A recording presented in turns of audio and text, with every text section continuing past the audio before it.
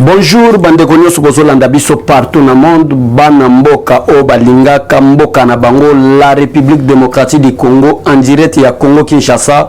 Mwana mboka Abbé Chole alingi a répondre un peu à Léa Tundu na escroc politique ya Martin Fayulu qui veut escroquer politiquement le peuple congolais nde yangona toza en direct ya ko pesa droit de réponse surtout éclaircir le peuple congolais qu'est-ce qui se passe.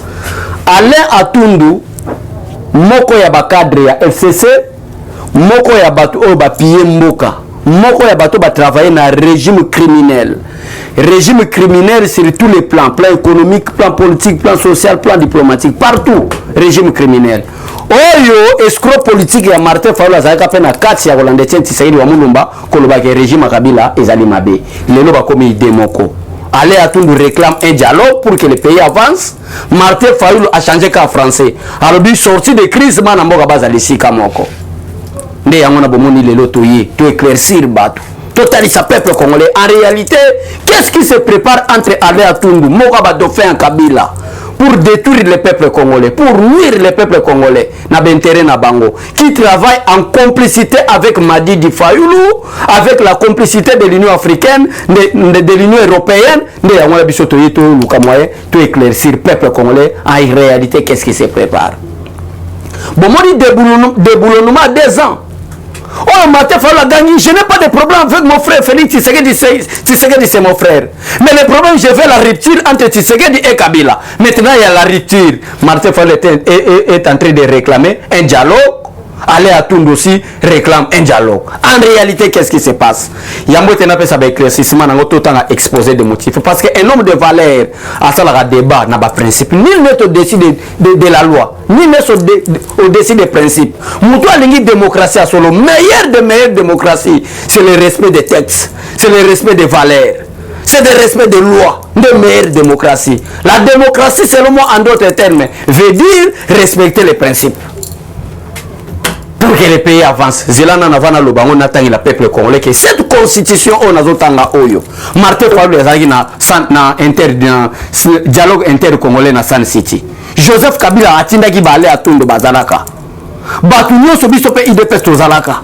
Qu'est-ce qu'il dit? Exposé de motifs, il y a la constitution de la République démocratique du Congo pour qu'aujourd'hui Martin Fayulu bandi koloba bana mboka bafanda na ebipete so azamona mboka so Camerounais solo. Nde yango zomona makamuto luto swana bino.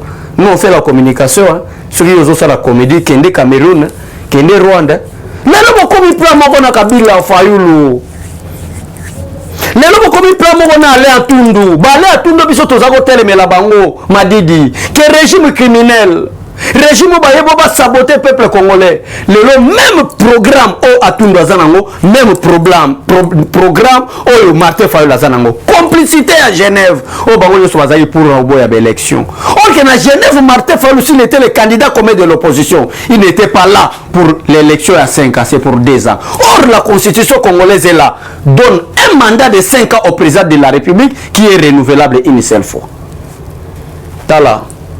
Angana télémé nzambe mbulo na ba nzambe vraiment sunganga na boy ba missile non conventionnel peuple congolais boza ba témoin talande Martin Fayulu a provoquer nga talande Léa Tundu a provoquer nga mbulo na boyaki depuis 67 oh Mobutu azwaki yango aussi d'une manière frauduleuse cause la président de l'Union africaine les autres la Congo ils ont une scène internationale Congo ils ont une carte ba Conseil des Nations oh le Congo a été oublié par Kanambe Hippolyte. Mais pour nous kaka complication ya mbote na recader bino ke dialogue ça le matin totanga parce que na débit awa cher internaute na yebisaki bino que constitution to sala yango na San City nde awa ngana zotanga exposé de motifs na boyina bimisa ba texte na boyina bimisa ba article na boyina bimisa ba disposition constitutionnelle na zotanga exposé de motifs auto yokana ki na bango na ba Martin Fayulu na ba Joseph Kabila à l'époque na ba Zaria Suluberwa na ba Léa Tundu o ba za ko sala rébellion pour aussi sango boya to fanda déjà to yokana ki nini pour le lobolo ba dialogue to tanga nanu exposé de motifs de la constitution du 18 février 2006. Depuis son indépendance, le 30 juin 1960, la République démocratique du Congo est confrontée à des crises politiques récurrentes, dont l'une des causes fondamentales est la contestation de légitimité des institutions et de leurs animateurs. Cette contestation a pris un relief particulier avec les guerres qui ont déchiré le pays de 1996 à 2003. Envie de mettre fin à cette crise chronique de légitimité et de donner au pays toutes les chances de se reconstruire, les délégués de la classe politique congolaise, de la société civile, force vive de la nation, réunis en dialogue intercongolais, ont convenu dans l'accord global et inclusif signé à Pretoria en Afrique du Sud le 17 décembre 2002 de mettre en place un nouvel ordre politique fondé sur une nouvelle constitution démocratique sur base de laquelle les peuples congolais puissent choisir souverainement ses dirigeants au terme des élections libres, pluralistes, démocratiques, transparentes et crédibles. À l'effet de matérialiser la volonté politique ainsi exprimée par les participants au dialogue intercongolais, le Sénat, issu de cet accord global et inclusif précité, a déposé conformément à l'article 104 de la Constitution de la transition un avant-projet de la nouvelle Constitution à l'Assemblée nationale qui l'a adopté sous forme de projet de constitution soumis au référendum populaire. La constitution ainsi approuvée s'articule pour l'essentiel autour des idées forces ci-après. Nasuki wana. Yo baki olokoto wapi? Yo fayulu. Comment est-ce que ba idée ba proposition na yo? Yo lelo yo muto zaki kolobake. Le problème du Congo c'est Kabila. Le problème avec mon frère Félix Tshisekedi, c'est d'avoir rupture avec Joseph Kabila. Le Kakayo, programme aux ça soi-disant soldat du peuple, soi-disant un opposant, qui travaille en complicité avec l'Union européenne, en complicité avec Joseph Kabila, en complicité avec FCC. D'ailleurs, point de presse, FCC sans oublier que la constitution est là. Auto Kendagi Nabino na San City, Auto Yokanaki Nabino, que pouvoir, et que ça va Yamando quitter. Cela veut dire quoi, cher internaute? Bandeko Bozolanda Biso. Et Miniko Lobanini. Et depuis 1996 jusqu'à 2003, Moganabiso est dirigé dans la rébellion. Il y a MLC, Jean-Pierre Bemba, était rebelle à l'époque. Azaria Souroubera était rebelle à l'époque, malgré un réfugié rwandais. On a même chemise à Zaotangilango à l'université de Lubumbashi, c'est la Maïna Makila. On a tangi na frais, il y a un haut commissariat des Nations Unies pour les réfugiés. Aya Wasali Père rébellion, le rôle congolais, Bapessier pour sa vice-présidence de la République. Cause yango memaki biso na nini et memaki biso na San City. Tshisekedi atali alobi Kabila tikalika na ville ya Kinshasa. Bandundu na Bakongo na une partie du Kasai. Les restes sont occupés par des rebelles. Na côté à partie est de la République démocratique Congo, Azare Soubero avec ses Rwandais. Na côté à partie équateur na province orientale, Jean-Pierre Bemba avec ses Ougandais. Qu'est-ce que nous devons faire pour être long dans la crise oyo? Or que Tshisekedi a étudié politique et la République démocratique du Congo de 1960 jusqu'à 2003. Néanmoins, bon, on exposé des motifs et la constitution et le but que non, cette crise chronique est bandaki de 1996 dans la guerre. Oh, et Kabora qui moka de 96 à 93. Mais ce qui est que tout dans l'histoire, parce que l'histoire, on ne les change pas. Que depuis 1960, Moutoumourote a le pouvoir, il y a président de la République dans l'élection. Papa Kassavoubou, Azala qui fruit, il y a départ, il y a Belge. Mboke Tigala na ba Congolais sous colonie. Mobutu a sali coup d'état. Laurent Désiré Kabila a sali coup d'état. Joseph Kabila a sali coup d'état. Alors, Batumio ba komi ko contester, ça c'est l'exposé des motifs de notre constitution. Ba komi ko contester na institution, na animateur ya institution. Qu'est-ce que nous devons faire maintenant? Nde ya ngone poussa kibiso. To kenda ina San City ser internaute pour to la constitution. Bino mokrasi bataille de base bazamaye l'été. Bato bazana ba sans été bino finga wala bo moni baso pesa bino cours aller à Tundu bo moni ndiki to so pesa bino tour Martin Fayulu bo moni ndiki bozo présenter ki bololé politique bozo mona ndiki bozo présenter ki discipline politique parce que nazaso na lo babo ba vie chikito na ba papa na roi mabi na Londres ba gangi ba bien abécho les dossiers. Non, je ne gère personne mais j'explique bato wana bazo kokana na nini indiscipliné politique, un impoli politique n'est pas un lingère, mais cela veut dire que c'est un homme animal qui marche à l'encontre des principes établis. Vous devenez un homme animal parce qu'il y a des principes. Un homme créé par Dieu, ce qu'on appelle un homme, doit marcher par des principes.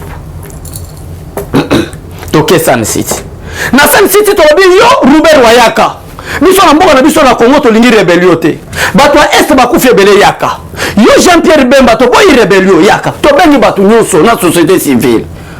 Toké na San City, tu as dit, tu as partir l'élo. Du fait que ben institution en Boka na biso. Na ba animateur ya ben institution en Boka na biso. Bazala toujours na contestation ya peuple. Tout ça la nini pour rébellion bitumba coup d'état makamuno sa mabe esale masute. Il faut un nouvel ordre politique qui sera basé par la démocratie avec une nouvelle constitution. C'est vrai, c'est vrai. Toyokani, Matefanu, toi tu étais là. Ça c'est quelle ingratitude politique, je ne comprends plus. Hein? Matefanu, toi tu étais là. Tu étais là dans San City. Toyokani, Tobimi. Mais on a besoin malgré Kabila, le fruit d'un coup d'état. Organisation, il y avait une élection, il y a fruit. On a San City, en 2006, il y avait une élection. L'élection, c'est mis pourquoi? Parce que Kabila, c'est le fruit d'un coup d'état. Pour que Kabila devienne chef de l'état congolais, et c'est là qu'il aura désiré à Koufa. Les politiques, c'est la raison pour laquelle on a fruit. Il y a dialogue inter-congolais dans San City. Et bon, Télibiso, élection en 2006, élection en 2011, élection en 2018. L'élection est la bafouée en 2016, mais tu bundi tu organisé en 2018. Le yo Fayoulou, allez à Tundu. Beaucoup de bas, token de dialogue. Vous tient la constitution de la République démocratique Wapi. C'est le moyen pour être un chef de l'État. Il faut qu'il y ait des élections. En réalité, qu'est-ce qui se prépare dans la ligne expliquée peuple congolais? C'est l'Union européenne, c'est la Belgique, la France. Bango nyonso bazala ki teke Félix Tshisekedi akobima. Bandima ki teke Félix Tshisekedi akobima parce que Kabila encercla ki Félix Tshisekedi batiki yemoko. Okende na ba militaire na palais de la nation, okende na ba militaire na cité de l'Union africaine, okende na ba militaire na résidence privée à Félix Tshisekedi, on mona ba JR laissé par Kabila avec leur général Ilunga. Parce que à la tête na bango ezaki un coup d'état. Mais yango zo mona ils ont poussé même caméra yi bambongo na désordre. Parce que c'est sûr et certain que Félix Tshisekedi a koufa to ça l'ambiance na bamida na mbonga ba congolais. Na ko bandengeni. Ba moni na complicité à Belgique, na complicité à France, na complicité à Union européenne. Je crois mon ami point de presse à matin faut nous expliquer que na zo ba bazo ba que Félix Tshisekedi azana appui à États-Unis d'Amérique. Parce qu'à comprendre que coup d'état na bango baza préparer na Union européenne, na France, na Belgique. Et ça qui coup d'état aux États-Unis a linga kité ndé ya mona pessimité. Peuple congolais a linga kité. Maintenant ba komi au senga dialogue. Bakomi ko senga dialogue. Kosaka na yo. Kala ndenge vient na Koffi Olomide alobaka. Lokuta eyaka na sincère mais vérité n'escalier malembe les tia komaka. Mozita koko sa peuple congolais biso toujours décision. Si on va mourir à cause de ce pays. Mais la vérité, et c'est le peuple congolais à Yébaka, que Martin Fayulu est en complicité avec Joseph Kabila pour nuire aux intérêts du peuple, pour nuire aux intérêts de la nation. Dialogue, dialogue, Martin Fayulu dialogue. Le dialogue n'a pas préparé coup d'État. Nous sommes en 2021. Bientôt 2022, 2023 pour aller aux élections. Bango bazozela dialogue. Dialogue na bangona qu'est-ce qu'il prépare en réalité? Coup d'état. Tous on a un système il y a 1+4. Ndenge basalaki. Tous on a un système il y a insécurité. Tous on a un système il y a makama mabe. Pour basala coup d'état na bango malam. Pour megate. Ce qui fait la force du président Félix Tshisekedi, ce n'est pas l'armée. Ce n'est pas la police, mais c'est le peuple. Nous sommes vigilants, on a compris qu'il y a des escrocs politiques que je cite, tels que Dalé Atundu, tels que de Martin Fayulu, tels que de Joseph Kabila. Des escrocs politiques, des indisciplinés politiques. Donc des indisciplinés politiques avérés. Bon, Léon Azali Nakanda va répondre parce que dès que Nazomona, Moutazo Sana Makamulwa, Moutago Bela Malaria et Pesabiso Kanda. on a expliqué peuple congolais que puis le mot bomoni lecture biso to sali a exposé motif de la constitution de la République démocratique du Congo par rapport à ba propos ya Martin Fayulu na ba propos ya aller à Tumbu o bango so ba komi na union satanique pour être que na dialogue ba monter ba ko na bango en complicité avec la Belgique et la France.